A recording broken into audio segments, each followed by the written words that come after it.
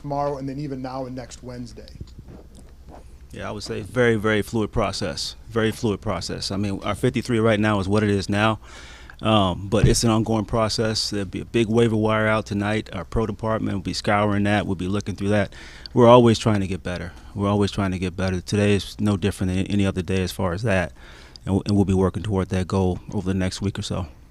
No, and I agree with what Martin said, because, again, it has to be fluid just because of the waiver wires, and just the communications that are going on right now. And then when you're looking at how you kept it, 7 receivers, 11 defensive linemen, you just talked a little bit about those two positions and what were some of the harder moves or harder calls to make? Well, I think the biggest one is we like the positions. I mean, these are some of the guys that really showed very well in camp, and that's a plus for us. And to feel that we're strong at those positions, I think it reflected just how good we feel about those players. What were some of the harder calls, maybe, Martin? Always very difficult to make some of those calls. I think defensive line-wise, I won't get into specific players, but that's an area that drives our whole defense. That's a priority for us, and we felt like it's important to have depth there, and important to keep those young players that are playing well for us. Receiver-wise, kind of same thing. Our top guys are really special, we think, and we think there's some young guys that can develop really well behind those. For both of you, Mitchell Tinsley makes the team as a UDFA. When did you kind of, during the process, think, okay, this is a guy that could stick, and what was that ultimately sort of final decision with him? I think the biggest thing with Mitchell was it was from day one. You just saw it. Whether it was when we started back in OTAs on the rookie camps and all that stuff that we had, and then we saw it from the beginning of training camp, and he just progressed and progressed and progressed. And he was a young man that we really feel pretty confident about his growth and development. And at tight end, you guys end up keeping Curtis Hodges. What was it? Obviously you've had him now for more than a year, but why did you decide he had to stay with you guys right now? Well, he really didn't practice last year. That's part of the problem. And so when you look at it for us, that's a rookie right there. I mean, this is a young man that's got a tremendous skill set. His physical traits are very difficult to find. And, just getting an opportunity to practice this year completely was a good thing for him. And so, again, we feel that this is a young man that has an ability. And we'll see how it grows and develops. But players like that are very difficult to find. Ron, you've been through this many, many years. Does it get any easier when a guy walks into your room and you have to tell them that their dream is possibly over? No, it doesn't. And Martin can tell you as well, because getting cut's not a pleasant thing. It's because at that point, yeah, you're right. It is over, or potentially could be over for good. So, I try to make sure you give them a little dignity. You give them a real appreciative thank you, so they know that you appreciate the effort. And then we want to make sure that they visit their position coach, the coordinators, and again, we want to make sure that we say thank you the right way. Ron, center was a position that had a lot of attrition last year, cutting Tyler Larson and kind of only keeping 2 true centers. Mm-hmm. Is there, I guess, what went into that decision, and how comfortable are you with Ricky as kind of the backup there? Well, I think the biggest thing more than anything else is we like the position flex that the young man gives us. He's a solid, stout guy who we feel really good about right now. And as Martin stated, this to the question, this is fluid right now, and we're not done with anything potentially. Martin, what kind of growth have you seen in Sam, and do you feel like he's now the long-term answer to your guys' quarterback? I know we ask you that every year, but what do you see from that? Yeah, well, Sam's been outstanding. And going back to when I first saw him live was at the Amish Pro Day a couple of years ago, and just the confidence in himself to go out and throw in the Pro Day. You don't see that very often. I've been to a lot of Pro Days, and you see a lot of quarterbacks who are coming out the next year stand and watch. But he went out and put it on the line in front of everybody, threw very well that day. You can see the arm strength, the accuracy. He's continued that since we got him. We've seen, as I mentioned to you guys before, I know you guys only saw the one game, but we saw him throughout the entire process, from when he started here, rookie minicamp, through training camp and the season. So he's been exceptional. And the one thing I would say, the arm strength, like I said, the accuracy, the decision making. The one thing he does really well, I think, that's been sort of not talked about as much, is he has the ability to create things off schedule. When things break down, he has the athleticism to get out of the pocket, to find the guy down the field, or to scramble for a first down and make it happen. You saw that during the preseason so far, and a lot hasn't been talked about that. But he's really athletic. He's a really good athlete too, and the poise. That first preseason game, first 2 drives don't go well. I've seen guys go in the tank. He came out that 3rd drive and showed what he's all about. So I have a lot of confidence in him, a lot of belief in him. I think we all do.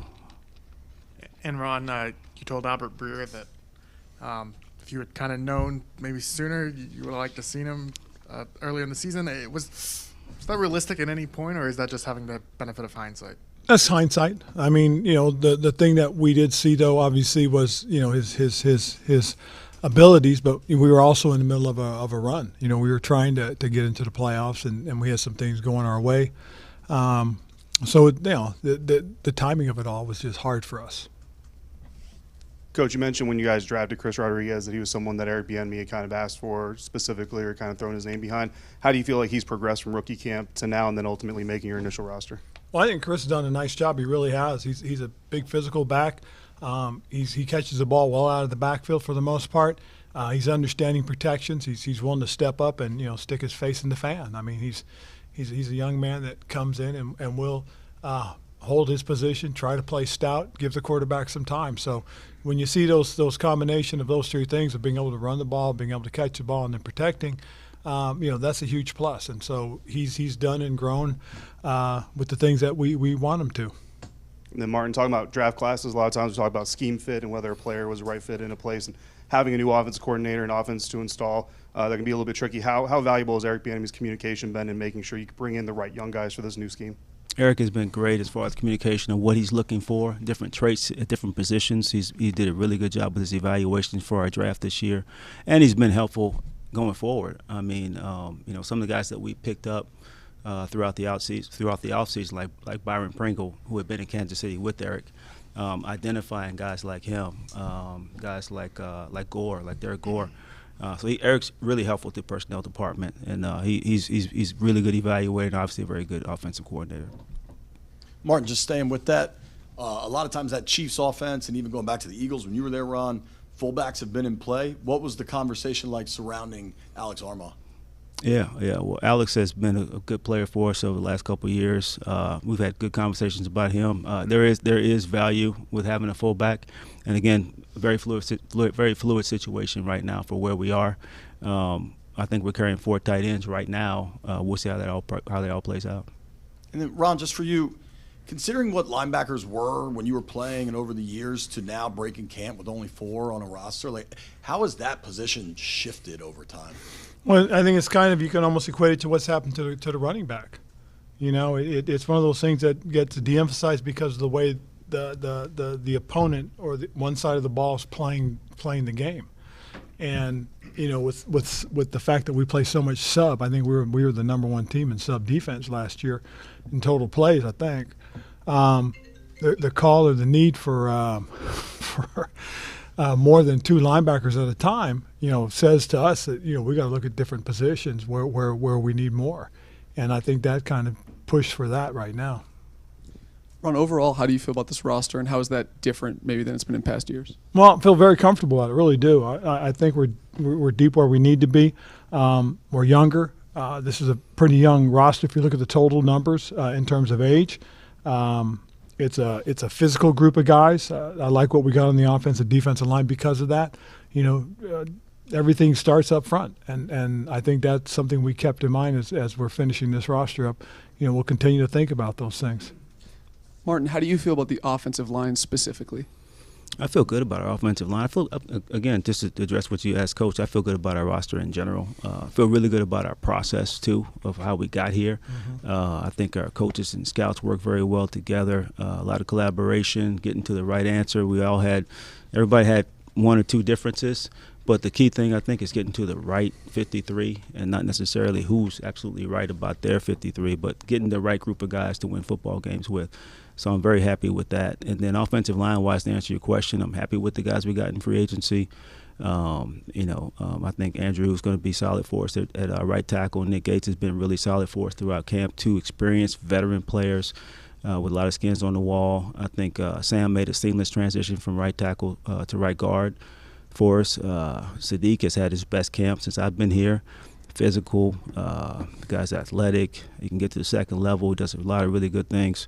And this has been the best that he's played since I've been here. So we're excited about that. And then Charles Leno, consummate professional, left tackle, Iron Man, knock wood. He's always there, always steady. Does a really good job for us. I feel good about the group, and I feel good about our depth too. We got guys like Chris Paul in our depth, guys like Trent Scott in our depth. So I feel good about the guys we have backing those guys up as well. I guess for both of you, keeping 11 on the defensive line, what went into that decision, and did it force you to adjust at other positions to be able to keep as many? Well, again, as Martin said earlier, it is a group position that we really feel we have to be strong at. We really like the 2 young guys a lot. They came in, they had really good camps. And I think going forward, more so than anything else, it's also got a lot to do with, the fact that we've only kept 4 linebackers. And then with the receiving corps, how much did the bottom of that group fluctuate throughout preseason camp as you're really trying to figure out which guys you want to keep? Yeah, there was a good mix of young guys in that group. It probably was the best group of undrafted free agents that we've had since I've been here, as far as the receiver group. And guys that we let go that we think belong in the league somewhere. So we're excited about developing the guys that are on our roster now. And, again, very fluid situation, so we see how it all plays out. Ron, just real quick, you've talked about trying to put together all the right pieces around a quarterback and then get the quarterback in there. Do you feel like this is the best situation for a quarterback since you've been here? I think it is. I think, the one thing that you never know is until you start playing, for sure. But with the things that we've done, the way we practiced this year, going to Baltimore, doing the things that we did during those 2 scrimmages days, and then the games that we've played the last couple of weeks, there's a lot of confidence, and we feel good about where we are. Again, it's one of those things that you just got to go out and see what happens, and that's where we are. We feel really confident. We feel good about the playmakers that are around Sam as well. Ron, because of the work you said, do you feel like you know more about this team going into the season than the last couple of years? Yes. That's something, and one of the reasons why we wanted to scrimmage, and we were trying to find a scrimmage partner, and just we were hoping to do 2 of them, to be honest. But we couldn't set one up for the first week. So the second week we were able to set one up, and we were all fired up for that one. Ron, I know you don't have to talk about injuries yet, Yep. but with Chase, you had that. Is there anything you can share on We're not gonna talk about that. We're gonna talk about where we are right now. We're going forward with this right now. This was a good day. We had a good practice, and we had it was a very good practice just because of the fact that we only had 53 guys out there, and you didn't have the practice squad. Because it is fluid, though, with Federian Mathis, Yeah. Again, we're not going to get into those types of things right now because, as Martin said, everything has to be fluid. Yeah. Any of the new rule changes this year, the 3rd quarterback, the kickoff rule, did that influence any of your decisions for the roster? I don't think so. I don't think so. Yeah, I don't think so. Coach, what's the in history? What's the day after this day like for the team in the locker room and at practice? It's usually sluggish, because there's a lot of guys that you say goodbye to, and then you go out and it's the 53, and those guys have to practice against each other. But one of the things that I think helped us was that yesterday we cut a number of guys, and for the most part, those were the guys that we weren't going to bring back.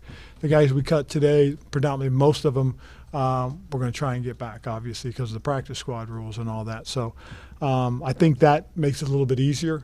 So transitioning into practicing today was a lot easier for our group, I believe. It really was a good practice, too. It was a fully padded practice. We had everybody that could be out there was out there, and they were geared up.